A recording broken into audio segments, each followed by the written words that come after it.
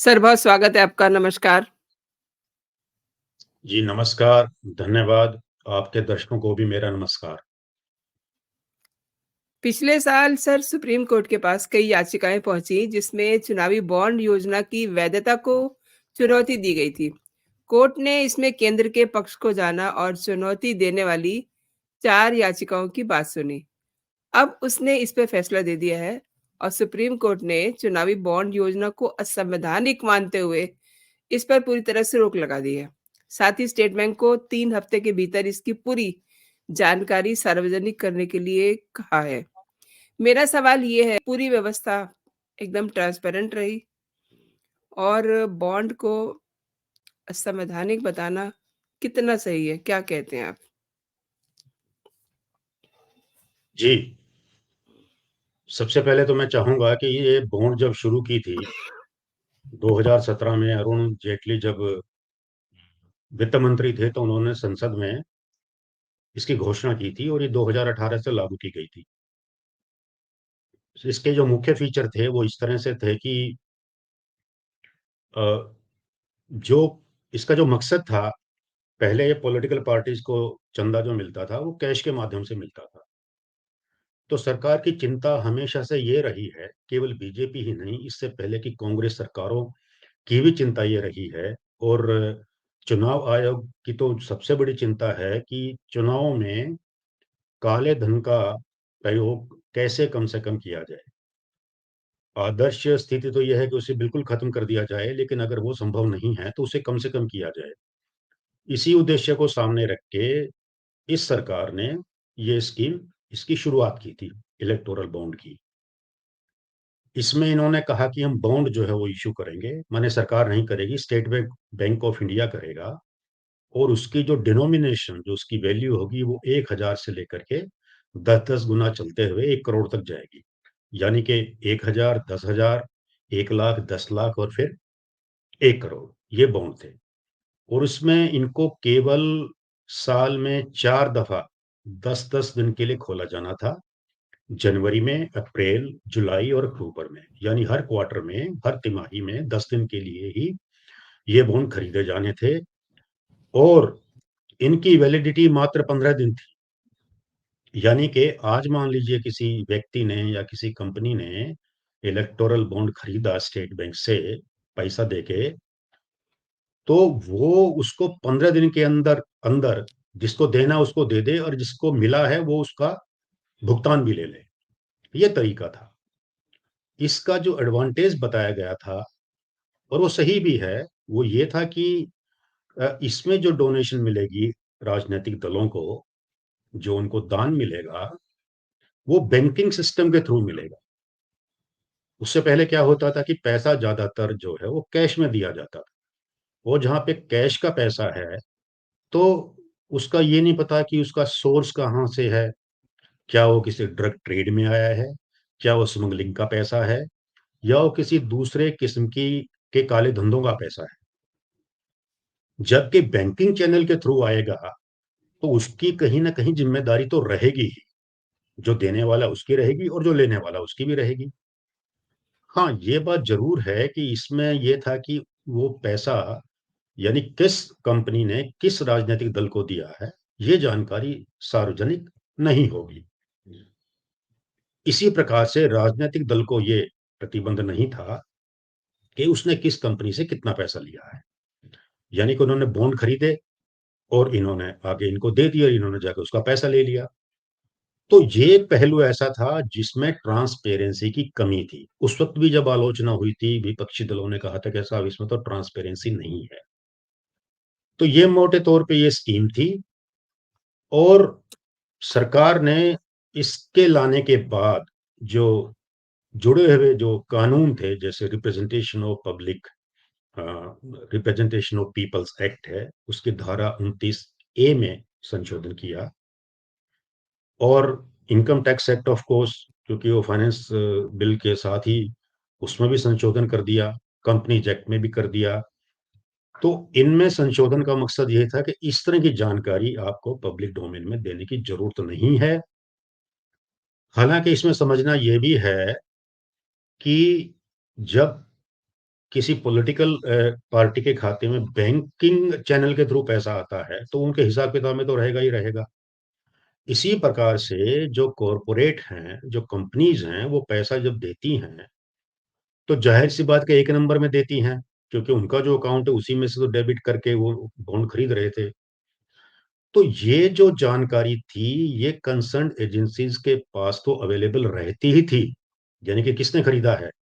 और इसी प्रकार से पॉलिटिकल पार्टीज़ के भी अकाउंट्स में जानकारी उपलब्ध रहती थी, क्योंकि उनके यहाँ भी पैसा उनके अकाउंट में ही जाना था।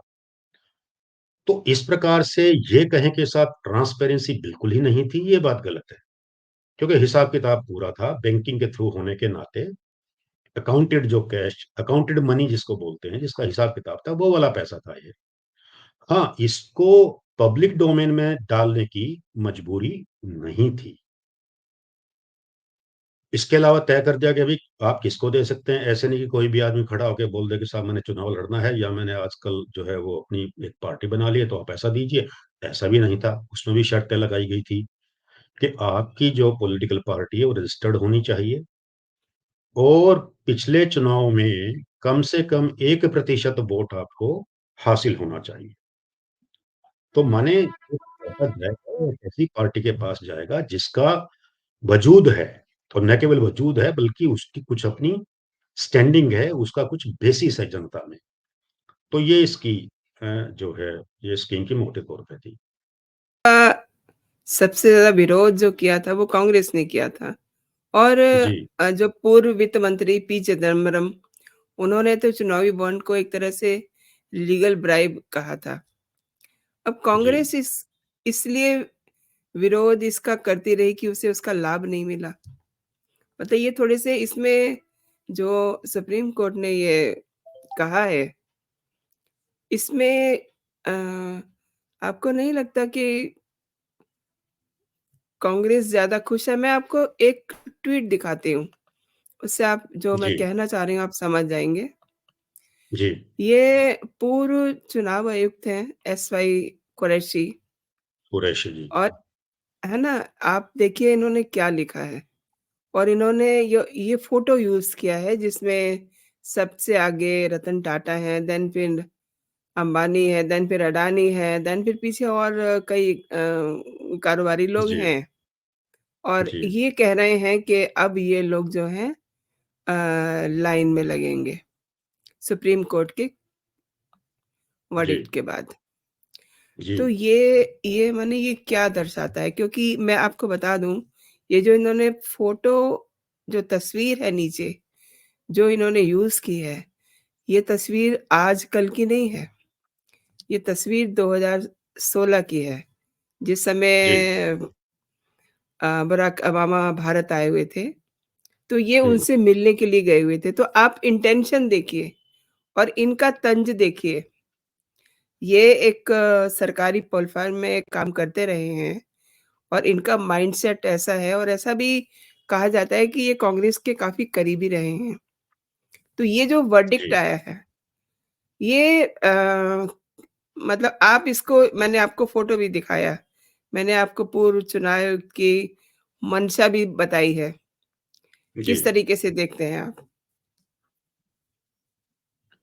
देखिए ऐसा है कि ये तो एस्टेब्लिश्ड ट्रुथ है कि कंपनी से चंदा उस पार्टी को सबसे ज़्यादा मिलता है जो सत्ता में हो।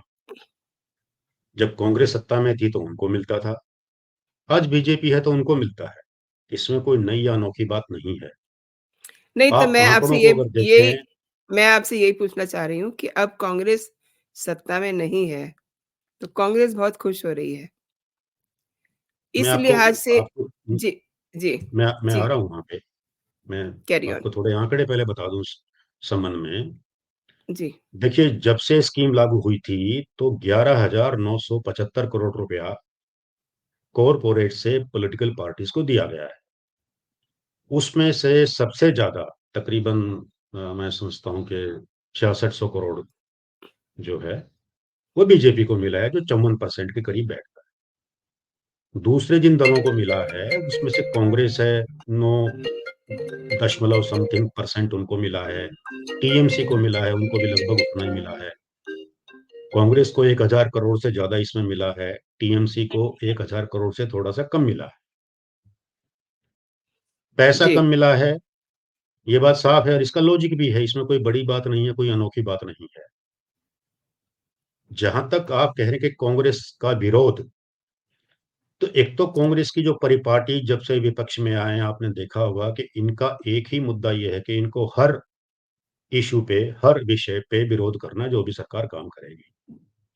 विपक्षी दलों को समझते हैं कि ये हमारा कर्तव्य है।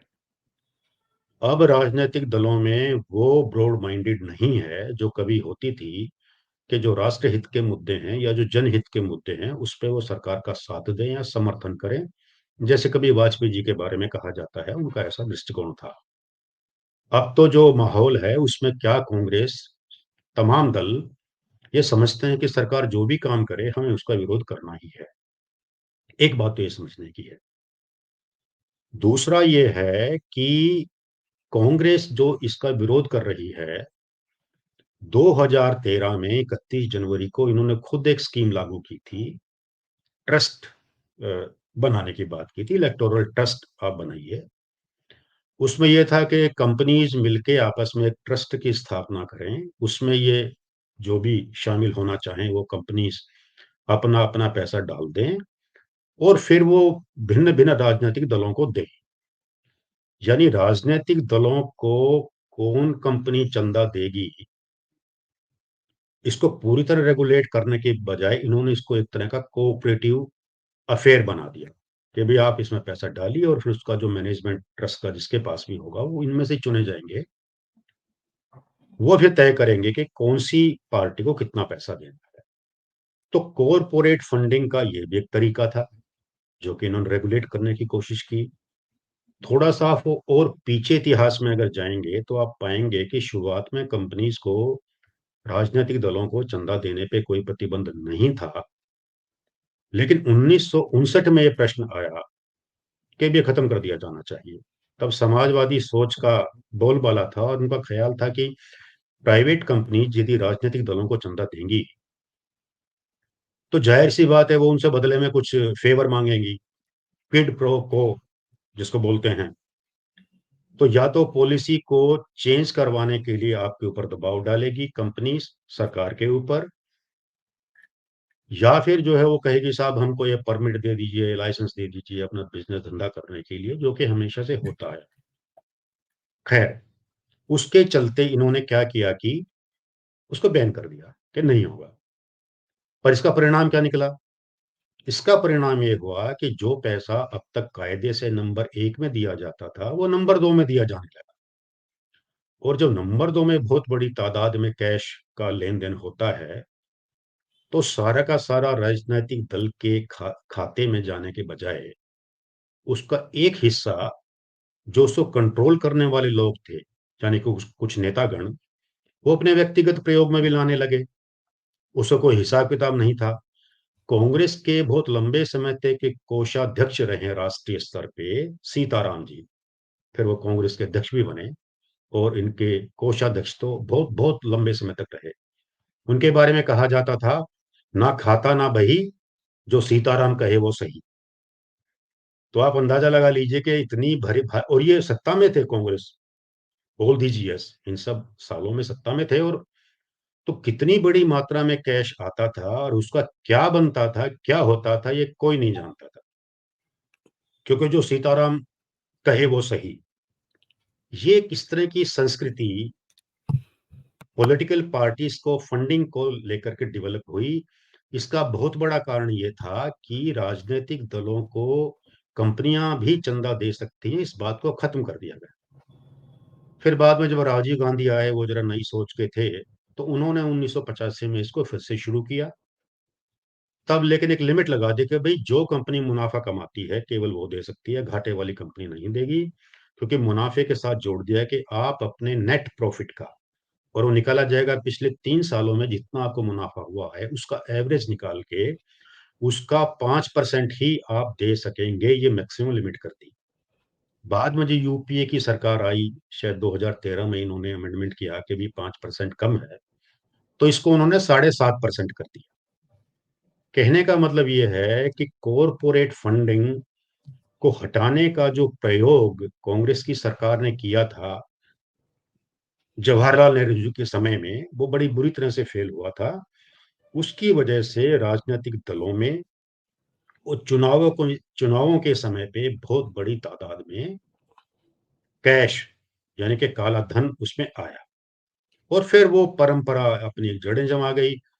ये सही है कि कॉरपोरेट फंडिंग के अलाउ होने के बावजूद कैश मनी की बहुत बड़ी भूमिका इनमें रहती है। बहरहाल, ये हमने कहा कि कांग्रेस का अपना जो इतिहास रहा है, उसको देखते हुए उनको इस विषय में ज़्यादा बोलना नहीं चाहिए। उनका ट्रस्ट की जो स्कीम थी और ये जो मोदी गवर्नमेंट लेके आई थी इलेक्टोरल बॉन्ड जिसको अभी सुप्रीम कोर्ट ने बैन किया है, इन दोनों में कुछ फीचर थे कॉमन, यानी कि कॉर्पोरेट फंडिंग होगी, ये कॉमन फीचर था। अलबत्ता उसकी मेथोडोलॉजी में ज़रूर फ़र्क था। वहाँ पे वो एक ट्रस्ट बना रहे थे और वहाँ पैसा दे रहे थे, यहाँ पे ये सीधे बॉन्ड एसबीआई से खरीद के दे रहे थे। तो ये मुख्य अंतर दोनों स्कीम्स में था। कांग्रेस का जी। एक सेगमेंट ये भी कह रहा है कि चुनावी बॉन्ड से राजनीतिक दलों को चंदा देने का प्रचलन शुरू हुआ। तब से मतलब उनका जो मेन दर्द है, वो ये है कि बीजेपी के जो है खाते में ज़्यादा इज़ाफ़ा हुआ है। तो मतलब मैं आपसे ये जानना चाहती हूँ कि क्या सुप्रीम कोर्ट ये सब चीज़ें भी अपने माइंड में रखता है कि किसको फ़ायदा हुआ, किसको नुकसान हुआ? या कि उसको कोई मतलब आधार मान कर के इन्होंने इसको ख़त्म किया इस योजना को? देखिए, सुप्रीम कोर्ट ने जो रीज़निंग अपने फैसले में दी है, उसमें सबसे प्रमुख बात ये है और ख़ासकर जो मुख्य न्यायाधीश महोदय हैं, हुँ, डी.वाई. हुँ। चंद्रचूड़, जी। 5 लोगों की बेंच थी, जिसमें से 4 का फैसला इन्होंने खुद लिखा है। हुँ, 5वें हुँ। जस्टिस खन्ना ने अपना अलग से लिखा है, हालाँकि उन्होंने सहमति व्यक्त की है। थोड़ी रीज़निंग में वो डिफ़र कर गए हैं। हुँ, हुँ। चंद्रचूड़ साहब जिन 4 जजों की अगुवाई कर रहे थे और उन्होंने जो लिखा अपने फैसले में, उसमें सबसे बड़ा जो उनका तर्क है, वो ये है कि राजनैतिक चंदा जब कंपनीज़ देती हैं, तो फिर उनका प्रभाव राजनैतिक दल पे होता है। बात सही है, इससे कोई इनकार नहीं कर सकता, ये सच है। उनका आगे ये भी कहना है कि ये जो सिस्टम है, इसमें एक इनइक्वालिटी, एक असमानता पैदा होती है क्योंकि जो इंडिविजुअल है, उसके पास तो इतना लंबा-चौड़ा पैसा है नहीं।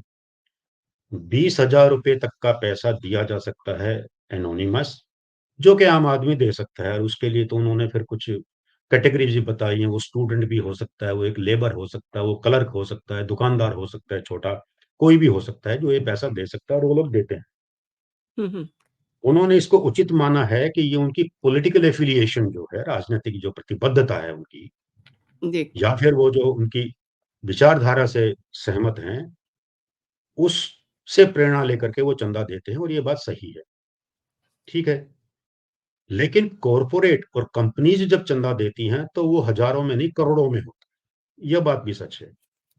फिर उनका ये कहना है कि साहब ये जो सिस्टम है, इसमें दोनों में जो इनइक्वालिटी, जो इकोनॉमिक इनइक्वालिटी है, आर्थिक असमानता है, ये राजनीतिक असमानता में ट्रांसलेट हो जाती है। लॉजिक एकदम परफेक्ट है, ये होता है। और ये केवल भारत में ही नहीं है, पूरी दुनिया भर में होता है। यूएस में बाकायदा लॉबिंग करने के लिए वहाँ पे एजेंसीज़ हैं, जिन्हें कंपनी हायर करती हैं और अब लॉबिंग कोई मुफ्त में तो होती नहीं है।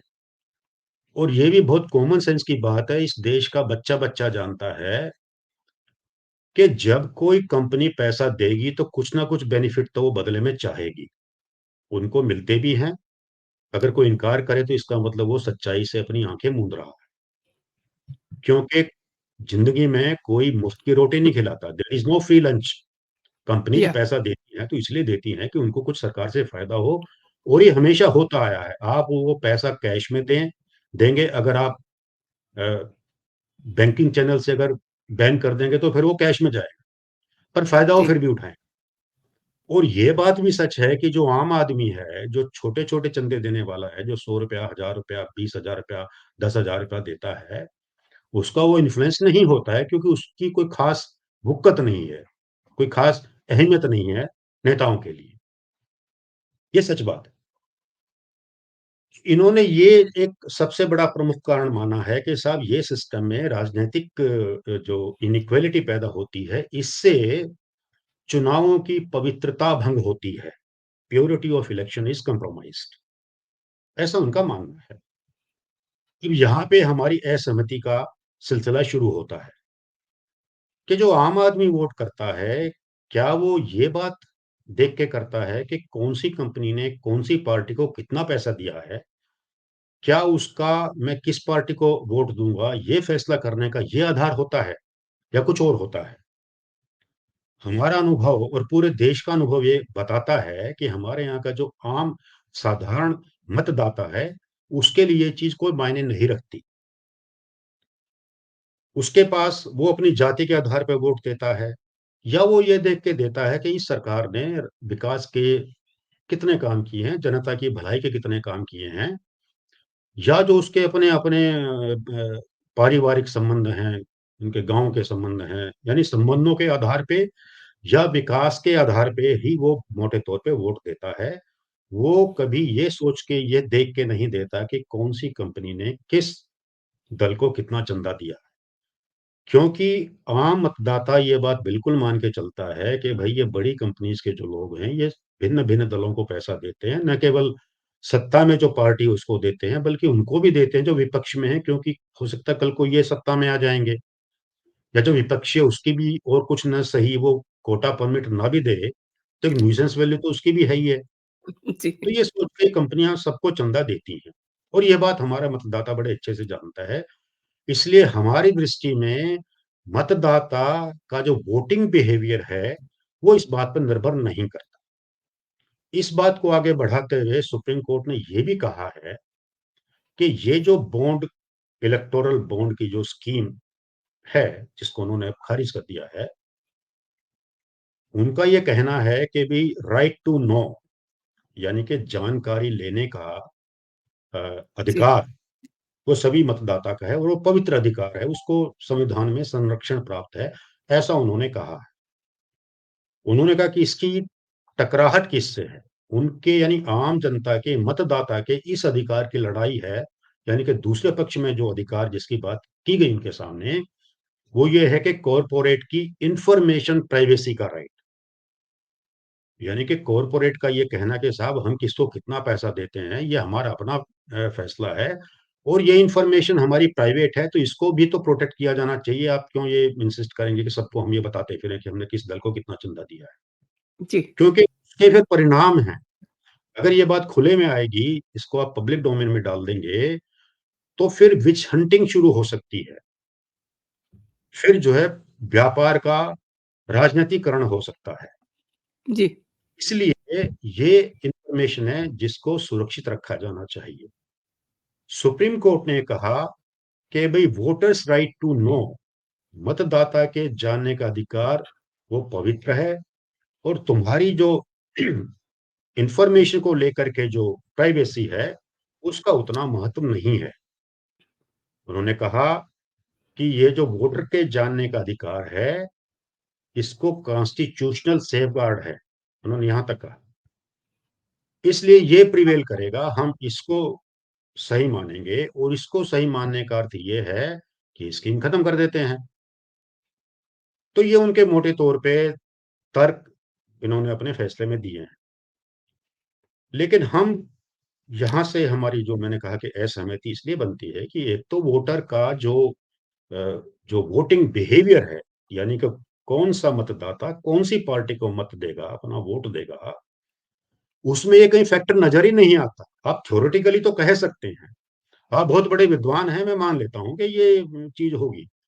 एकेडमिक लेवल पे ये बात आपकी कुछ हद तक सही हो सकती है, लेकिन जो अनुभव बोलता है हमारा 75 सालों का, उसमें ये बात कभी कहीं देखने में नहीं आई कि भई मतदाता ये देख के वोट करता है कि कौन-सी कंपनी ने कौन से दल को कितना पैसा दिया है, एक बात।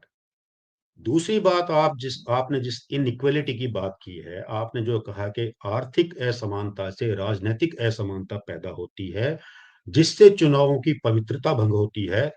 इस इससे भी सहमत नहीं हुआ जा सकता, और उसका कारण ये है कि ये तथ्य कि व्यापारी और उद्योगपति पैसा देते हैं, ये सबको मालूम है। नंबर 2, इसके एवज में वो कुछ फ़ायदे लेते हैं, ये भी एक सच है और इसका सबको पता भी है। और नंबर 3 ये कि ये जो प्रैक्टिस है, ये पूरी दुनिया में व्याप्त है, भारत में अनोखी चीज़ नहीं है। और number 4, on top of it, कि इसको रोकने का कोई भी प्रैक्टिकल रास्ता नहीं है। अगर आप माय लॉर्डशिप इस चीज़ को लेके इतने ही कीन थे कि भी हमको ये खत्म करना है, तो फिर आप सीधे-सीधे कहते कि साहब कॉर्पोरेट फंडिंग को हम पूरी तरह से नाजायज़ मानते हैं और हम उसको खत्म करते हैं, हम उसको अनकॉन्स्टिट्यूशनल मानते हैं।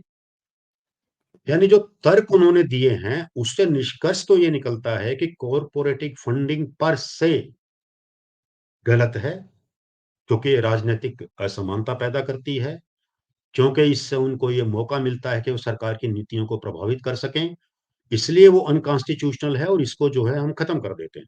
पर उन्होंने ऐसा नहीं किया। वो इससे पहले रुक गए, कहा कि भाई पता होना चाहिए उनको, कि वोटर को पता होना चाहिए, इसलिए और आपकी स्कीम में वो उनको पता हो, क्योंकि पब्लिक डोमेन में आप नहीं डाल रहे हैं डिटेल्स, इसलिए उनका ये जो अधिकार है ये कम होता है, और इसलिए हम इसको सही नहीं मानते। यानी उनकी जो दलील, जो तर्क उन्होंने अपने फैसले में दिए हैं, और वो तर्क फिर एक लॉजिकल जिस नतीजे पे पहुँचते हैं, जिस निष्कर्ष पे पहुँचते हैं, वो फैसला तो उन्होंने दिया ही नहीं। वो तो उससे पहले रुक गए, क्योंकि वो जानते हैं वो चीज़ व्यावहारिक तौर पे कभी भी कामयाब नहीं हो सकेगी। जैसा हमने अभी कहा कि आप अगर वैसे डोनेशन रोक देंगे तो भई वो फिर काले धन में आएगा। इस संबंध में फैसला आने के बाद जो एनालिस्ट हैं, जो विश्लेषणकर्ता हैं, और यहाँ तक कि जो चुनाव आयोग के सूत्र हैं, मतलब दूसरों की तो बात छोड़िए, वहाँ पे जो अधिकारी लोग हैं, उनका भी ये मानना है कि ये बॉन्ड खत्म होने के बाद वो जो पुराना दौर था, जिसको आप ब्रीफकेस जी, राजनीति जी। कहते थे, जी। बड़े-बड़े वो हुँ, बैग हुँ, हुँ, जो हुँ। नोटों के अंदर दिए जाते थे, उन्होंने कहा कि ये दौर वापस आ जाएगा। बात भी ठीक है। भई इसमें देखिए, एक बात जानने की है कि ये स्कीम परफेक्ट नहीं थी, कोई भी स्कीम परफेक्ट नहीं होती है। खुद उस वक़्त के वित्त मंत्री अरुण जेटली साहब ने इस बात को माना था, साफ शब्दों में कहा था संसद में कि हम जानते हैं ये स्कीम परफेक्ट नहीं है, इसमें लकूना हैं। उससे पहले की स्कीम्स में भी लकूना थे। उन्होंने कहा लेकिन ये उस दिशा में एक महत्वपूर्ण प्रयास है कि हम चुनावों में काले धन की भूमिका को कम कर सकें, उस दिशा में प्रयास है। और उस वो बात सही भी साबित हुई है, क्योंकि राजनैतिक दलों को जो चंदे मिले हैं, मैंने थोड़ी देर पहले आपको आंकड़े बताए थे, अब आप हुँ, प्रतिशत पे हुँ। यदि देखिए, हुँ, तो हुँ। लगभग 80% जो फंडिंग मिली है पॉलिटिकल पार्टीज को, यानी जितना उनको कुल मिला है पैसा, उसका 80% के करीब उनको इन बॉन्ड के मार्फत ही मिला है। इसीलिए टीएमसी जैसी छोटी पार्टी जो एक स्टेट तक सीमित है, उनको भी 1000 करोड़ के आसपास मिल गया। जी। कांग्रेस को भी लगभग थोड़ा-सा ज़्यादा मिला उनसे। हुँ, हुँ। तो जब उनका तो 84% है मैक्सिमम। हुँ, हुँ। बीजेपी का तो फिर कम है। अगर परसेंटेज में आप देखिएगा, बीजेपी का जो टोटल पैसा इनको मिला है, चंदे मिले हैं, उसमें से केवल 54% इनको बॉन्ड के मार्फत मिला है, जबकि टीएमसी को इनकी टोटल फंडिंग का 84% मिला है इन बॉन्ड के मार्फत। अब आप देखिए कि जब इतना ज़्यादा पैसा आपको बॉन्ड से मिल रहा था, जो बैंकिंग सिस्टम के थ्रू था, तो फिर काले धन की भूमिका कितनी कम हुई होगी। ये बात मैं बिल्कुल आपको सही हमसे कह रहे हैं। इस बिल्कुल सही बात कह को रहे हैं। सुप्रीम कोर्ट ने एप्रिशिएट नहीं किया, और ना ही इस बात को मद्देनज़र रखा कि भैया तुम इसको खत्म कर रहे हो, तो क्या इसका परिणाम ये नहीं होगा कि हुँ, हुँ। काले धन का बोलबाला फिर से पूरी तरह से आ जाएगा? हुँ, हुँ, हुँ, हुँ। तो ये देखिए उनके जो फैसले में ये लकूना हमको साफ-साफ दिखाई देता है। सर इसमें फिर काला धन जो है उसको कैसे खत्म किया जाएगा चुनाव में? क्योंकि देखिए ऐसा है कि काला जैसा आपने कहा कि सुप्रीम कोर्ट ने इस फैक्टर को नज़रअंदाज किया है। जी, बिल्कुल। देखिए, मैंने जैसे कहा कि सुप्रीम कोर्ट ने अपने फैसले में जो तर्क दिए हैं, उसका तो निष्कर्ष यही निकलता था कि कंपनीज़ के द्वारा फंडिंग को बिल्कुल ही खत्म कर दिया जाए, जो कि उन्होंने फिर नहीं किया। हुँ, हुँ। एक बात पक्की है कि काले धन को भी पूरी तरह से खत्म करना संभव नहीं है, क्योंकि ये हमारे समाज में, हमारी अर्थव्यवस्था में अभी भी काफ़ी बड़ी मात्रा में मौजूद है। जी। हालाँकि मोदी सरकार ने बहुत सारे कदम उठाए हैं कि काला धन की जो भूमिका है, उसका जो स्थान है हमारी अर्थव्यवस्था में, वो कम से कम हो। इसलिए डिजिटलाइज़ेशन को लेकर के जितना बड़ा काम इन वर्षों में हुआ है, पहले कभी नहीं हुआ था और अब बहुत सारी ट्रांज़ैक्शन बैंकिंग के थ्रू होने लगी हैं और ये बहुत अच्छी बात है। बावजूद उसके काला धन आज भी मौजूद है और अच्छी खासी मात्रा में है। इसका जी। सबसे बड़ा उदाहरण आपको देखने को मिलता है जब आप रियल एस्टेट में कोई चीज़ खरीदने या बेचने जाते हैं। आप कोई फ्लैट, मकान या प्लॉट का जब बेचते हैं या खरीदते हैं, तो बेचने वाला भी कहता है कि साहब हमको सारा पैसा नंबर 1 में नहीं चाहिए और देने वाला भी सही कहता है भी सारा मैं नंबर 1 से कहाँ से लाऊँगा? सही कह रहे हैं आप। एक्सेप्ट जहाँ पे एक्सेप्ट के जहाँ पे आप सरकारी एजेंसी से ले रहे हैं, डीडीए से ले रहे हैं, आप हुड्डा से ले रहे हैं, ऐसी किसी अथॉरिटी से ले रहे हैं, जो सारा पैसा आपसे नंबर 1 में लेते हैं और फिर आप जो उसकी बैंक से फाइनेंसिंग करवा रहे हैं। केवल उन मामलों को छोड़ के जो दूसरी तरह के ट्रांज़ैक्शन हैं, प्राइवेट लोगों के बीच में, उसमें आज भी कैश का बहुत बड़ा कंपोनेंट है।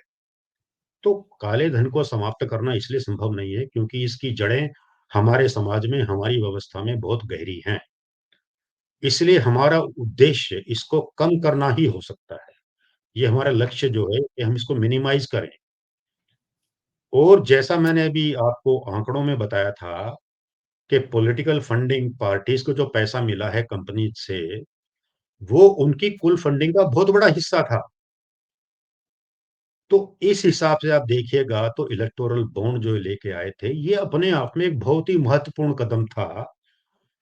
राजनीतिक दलों को मिलने वाले चंदे में और चुनाव के समय होने वाले खर्चे में काले धन की भूमिका को कम करने का। काले धन की भूमिका बहुत ही कम हो गई थी, खत्म तो नहीं हुई थी, जैसा मैंने कहा संभव नहीं है, हुँ, हुँ। लेकिन वो काफ़ी हद तक कम ज़रूर हो गई थी। ये इस बॉन्ड का महत्व था। सुप्रीम कोर्ट ने जो कहा है, जैसा मैंने कहा वो लॉजिक हमें समझ में नहीं आता और इससे भी ज़्यादा जो चीज़ समझ में नहीं आती, वो जो 5वें लॉर्डशिप थे क्या हैं मतलब जस्टिस संजीव मिश्रा सॉरी संजीव खन्ना, उन्होंने तो इसको जोड़ दिया संविधान की धारा 19 से कि साहब 19 में जो है राइट टू नो वोटर्स का अधिकार है और वो इसमें कॉम्प्रोमाइज़ हो रहा था। तो हम संविधान की धारा जब 19 को देखते हैं, तो हम ये पाते हैं कि उसके अंदर तो इसका कहीं कोई उल्लेख ही नहीं है। अब माय लॉर्डशिप ने कहा है, हम नहीं जानते कि वो किस आधार पे कह रहे हैं। हमारे सामने संविधान की प्रति है। इसकी जी, धारा 19 में all citizens shall have the right 6 तरह की उन्होंने इसमें फ्रीडम्स दी हैं, आज़ादियाँ दी हैं नागरिकों को। ये बोलता है कि all citizens shall have the right A to freedom of speech and expression, B to assemble peaceably and without arms, C to form associations or unions or cooperative societies, D to move freely throughout the territory of India, E to reside and settle in any part of the territory of India. तो ये उन्होंने कहा है। अब ये जो चीजें हैं, इसमें एक और है कि टू प्रैक्टिस एनी प्रोफेशन और to carry on any occupation, trade और बिजनेस। तो ये 6 तरह की जो फ्रीडम्स हैं, वो तो ये हैं। इन छहों में से कहीं भी ये नहीं है कि राइट टू नो या राइट टू इंफॉर्मेशन एक फंडामेंटल राइट है। लेकिन हमारे जज साहब जो हैं, वो तो ऐसा कह रहे हैं, उन्होंने अपने फैसले में इस बात को लिखा है। अकेले जो उन्होंने कहा, चंद्रचूड़ जी, साहब ने इसकी बात नहीं की है। हालाँकि जी। कॉन्स्टिट्यूशनल ने डिक्लेयर कर दिया है। तो हम ये समझने में असमर्थ हैं कि जो बातें सामने आई हैं और जो आप अपने फैसले में कह रहे हैं, उसमें अनकॉन्स्टिट्यूशनल कहाँ से है? भई आपने कहा लैक ऑफ ट्रांसपेरेंसी, आपने कहा पॉलिटिकल इनेक्वालिटी, बातें आपकी ठीक हैं, बहुत अच्छी बातें हैं, लेकिन वो अनकॉन्स्टिट्यूशनल कैसे हैं? राइट टू इंफॉर्मेशन एक्ट जो 2005 में बनाया गया था, पिछली मनमोहन सरकार ने, उसमें आम आदमी को जानने के अधिकार जो दिए गए हैं, वहां तक भी इन्होंने नहीं कहा कि साहब ये फंडामेंटल राइट का ही भाग है। It is not fundamental right. तो एक तो ये है। अब हम आते हैं कि साहब समाधान क्या हो सकता है। जी, तो जैसे हमने कहा कि खत्म तो नहीं हो सकता, हाँ, कम जरूर किया जा सकता है। मैं एक रेडिकल बात कहना चाहता हूँ इस संदर्भ में। जी, और ज़रूर। वो है कि राजनीतिक दलों को चुनाव में इतना सारा पैसा खर्च करने की आवश्यकता ही क्या है? क्या जरूरत है कि आप बड़ी बड़ी रैली करें? क्या जरूरत है उनको फिर लोग जो है लाने के लिए आप बसें लगाएं, ट्रक लगाएं, और आप इतना सारा हजारों व्हीकल उसमें लगते हैं, बड़े बड़े पंडाल बनते हैं, कटआउट लगाए जाते हैं। इतना ज्यादा बवेला करने की जरूरत क्या है? क्योंकि तमाम इलेक्शनियरिंग का, यानी कि चुनाव प्रचार का एक ही तो मकसद है, लेजिटिमेट, जायज जो मकसद है, मैं उसकी बात कर रहा हूं। वो इतना भर है कि भाई आपकी क्या पॉलिसीज और प्रोग्राम रहेंगे यदि आप सत्ता में आए तो। जनता से आप क्या वादे कर रहे हैं, आप उनके लिए क्या करेंगे, मोटे तौर पे ये बताना लोगों को। यही तो मकसद है आपकी सारी इलेक्शनियरिंग का। और आज इंफॉर्मेशन टेक्नोलॉजी के जमाने में ये बात तो आप बड़े आराम से कह सकते हैं। टीवी चैनल्स हैं, सोशल मीडिया है दुनिया भर का, एसएमएस हैं, व्हाट्सएप है, क्या नहीं है। इतने सारे माध्यम उपलब्ध होने के बावजूद ये फिजिकल इलेक्शनियरिंग की इतनी बड़ी आवश्यकता को मैं जायज उचित नहीं मानता हूं। और यही सबसे ज्यादा पैसा खर्च होता है। हाँ, अनुचित जो उनके मजबूरियां हैं, कहीं वो पैसा बांट रहे हैं, कहीं वो कुछ और कर रहे हैं, यानी कि वोट ब्राइबरी। अब देखिए, ये बड़ा इंपॉर्टेंट पार्ट है जो एक और जो सुप्रीम कोर्ट ने अपने फैसले में, आपने ये तो कह दिया, लेकिन उसका क्या, जो राजनीतिक दल खुल्लम खुल्ला धड़ल्ले से रेवड़ियां बांटने के नाम पे लोगों को मास ब्राइबरी जो उनकी करके वोटर की वोट मांगते हैं, वो क्या चीज है फिर? वहां तो सरकारी धन से आप वोट खरीद रहे हैं। जी, उस पर भी विचार होना चाहिए। वो भी एक ऐसा मुद्दा है जो हमारे इलेक्टोरल प्रोसेस को खराब करता है। बहरहाल, हम ये कह रहे हैं कि इतना ज्यादा आपको पैसा चाहिए ही क्यों किसी भी दल को? आप इंफॉर्मेशन टेक्नोलॉजी का यदि सहारा लेंगे, और ये मैं बड़ी रेडिकल बात कर रहा हूँ, जी। ये किसी पे नहीं उतरती है, लेकिन ये मेरे विचार में सही बात। हुँ, आप हुँ, हुँ। अपनी बात इंफॉर्मेशन टेक्नोलॉजी के माध्यम से क्यों नहीं रखते? नंबर एक। नंबर दो, जो अभी नहीं हो रहा, आईटी के थ्रू संभव है, वो ये है कि आप डिबेट करिए ना। अभी आप चले आते हैं कि साहब हम आपको फ्री में लैपटॉप देंगे, हम आपको मोटरसाइकिल देंगे, हम आपको चांद देंगे, हम आपको सूरज देंगे, हम आपको ये देंगे, कहीं साड़ियां देंगे, कहीं कुछ देंगे, कहीं कुछ देंगे, फ्री की ये करने वाली बातें हैं। तो जब ये डिबेट होगी तो सामने वाले को एक पूछने का मौका मिलेगा कि भाई इसके लिए पैसा कहाँ से आएगा? अभी क्या हो रहा है, कर्नाटक वाले, वो मुख्यमंत्री जी दिल्ली आ गए कि साहब आप हमारे साथ भेदभाव कर रहे हैं, हम तो अलग हो जाएंगे, वगैरह वगैरह। दूसरे भी आ गए, दक्षिण भारत के राज्यों के मुख्यमंत्री, कि आप चुनावों में कुछ भी अनाप शनाप वायदा कर देंगे जनता से, और जब सत्ता में आ भी जाएंगे उनको पूरा करने के लिए आपके पास पैसा नहीं होगा, तो आप कहेंगे कि साहब दिल्ली दे ये पैसा, केंद्र सरकार दे। नहीं देंगे तो हम वहां पे मार्च करेंगे, धरना देंगे, ये करेंगे, वो करेंगे। कितना गैर जिम्मेदाराना ये रवैया है इन राजनीतिक नेताओं का। जी, अगर आमने सामने की डिबेट होगी, अगर ये मैनिफेस्टो में आपको कंपलसरीली रखना पड़ेगा कि आप बताइए कि भाई ये जो वादे कर रहे हैं, ये है देश का बजट जो पिछले फाइनेंस मिनिस्टर ने पेश किया था, आप बताइए कि आप ये पैसा कहाँ से लाएंगे। ये नहीं कि आप केजरीवाल की तरह से ब्लफ कर दें, जब वो कह रहे थे कि साहब ऐसा है कि अभी 25% पैसा तो कम से कम जो है वो भ्रष्टाचार में जाता है, मैं उसको बंद कर दूंगा तो इतना पैसा बचेगा, तो मैं बड़े आराम से सबको मुफ्त में पैसा दे दूंगा पंजाब में। हुँ, हुँ। तो इस तरह की जो नॉन सेंसिकल बातें करके जनता को बहकाते हैं, मैं अपने लॉर्डशिप से पूछना चाहूंगा, उसके लिए आपका राइट टू नो कहाँ जाता है? एक केजरीवाल जब ये बोलता है कि मैं इस माध्यम से पैसा रेज करके, इकट्ठा करके ये चीजों को पूरी कर दूंगा, क्या वो बरगला नहीं रहा है? तब एज ए वोटर मेरा राइट टू नो कहाँ जाता है? आपने उस पर कभी गौर किया? This is the point. दूसरा सुझाव मेरा ये है कि अभी जो इलेक्शन कमीशन है, हालाँकि बहुत बड़े लोग उसमें बैठे हुए हैं और इस संस्था ने कुल मिलाकर के बड़ा अच्छा काम किया है। सेशन के समय के बाद से तो आप देख ही रहे हैं, इनके स्टैंडर्ड बड़े ऊँचे हो गए हैं और हम जी, उसको एप्रिशिएट करते हैं। लेकिन ये आज भी वीक संस्था है क्योंकि इसके पास अपने पर्सोनल ही नहीं है, इनके पास अपने कर्मचारी तो बहुत ही कम हैं। चुनाव प्रबंधन के लिए इन्हें राज्य सरकारों पर ही निर्भर करना पड़ता है। अब इसका दुष्परिणाम क्या है? आप ज़्यादातर मास्टरों को पकड़ते हैं, स्कूल टीचर्स को लगा देते हैं, तो बच्चों की पढ़ाई सफ़र करती है, जो सरकारी स्कूल में पढ़ने वाले हैं, नंबर 1। फिर आप दूसरी संस्थाओं से भी स्टाफ को विथड्रॉ कर लेते हैं, जब तक इलेक्शन चलते हैं और फिर उन पर आपका कंट्रोल भी नहीं है। वो आपके कंट्रोल में आते हैं केवल थोड़े से समय के लिए। लॉन्ग टर्म में कोई आपका अधिकार उनके ऊपर नहीं है। जी। तो हमें चुनाव की व्यवस्था को ज़्यादा निष्पक्ष और पारदर्शी बनाना है, तो चुनाव आयोग को मजबूत करना होगा। उनको ज़्यादा पैसा देना होगा ताकि ये लोग अपने स्टाफ की अपॉइंटमेंट्स खुद कर सकें। इनके पास अपना डेडिकेटेड स्टाफ हो, क्योंकि रोज़ कहीं न कहीं चुनाव तो होते ही रहते हैं। ऐसा तो है नहीं कि 5 साल में 1 ही बार होते हैं, रोज़ होते रहते हैं, नंबर 1। नंबर 2 इनको स्टेटस मिलना चाहिए जैसे आपने सुप्रीम कोर्ट के जजेस को दिया हुआ है, जैसे आपने यूपीएससी के जो लोग हैं उनको दिया हुआ है। एक स्टैट्यूटरी स्टेटस इनका होना चाहिए।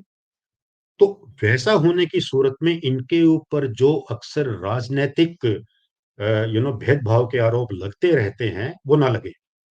अभी हर तीसरा नेता खड़ा होके बोल देता है कि साहब ये ईवीएम गलत है कि अब ईवीएम गलत का मतलब क्या है? आप चुनाव आयोग पे लांछन लगा रहे हैं सीधा-सीधा, क्योंकि ईवीएम तो आफ्टर ऑल उन्होंने इंट्रोड्यूस की है।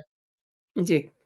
एक स्टैट्यूटरी स्टेटस उस लेवल का, सुप्रीम कोर्ट के लेवल का वो होने से होगा ये कि फिर इनको इस तरह की अनर्गल आरोपबाजी से किसी सीमा तक छूट मिलेगी। तो 2 बातें मुझे लगती हैं कि एक तो चुनाव खर्च को कम से कम किया जा सकता है यदि हम इंफॉर्मेशन टेक्नोलॉजी का सहारा लेंगे। ऐसा होने पे राजनैतिक दलों की जो आवश्यकता है, चुनाव के खर्चे की, वो अपने आप ही बहुत कम हो जाएगी और नंबर 2 ये कि चुनाव आयोग को मजबूत बना जाए। ये मेरी नज़र में 2 ऐसे उपाय हैं, यदि इन्हें अडॉप्ट कर लिया जाए, तो काला धन खत्म तो बिल्कुल ख़ैर नहीं होगा, लेकिन वो बहुत कम ज़रूर हो जाएगा। ये अंकुश मैं लग कहना जाएगा चाहूँ। थोड़ा बहुत अंकुश बहुत लगेगा बड़ी उसपे। बहुत बड़ी हद तक अंकुश लग जाएगा। सर आपने दर्शकों को बहुत अच्छी जानकारी दी और मेरे शो के लिए समय निकाला। बहुत-बहुत धन्यवाद आपका। जय हिंद, जय जी, भारत। धन्यवाद। जय हिंद, जय भारत।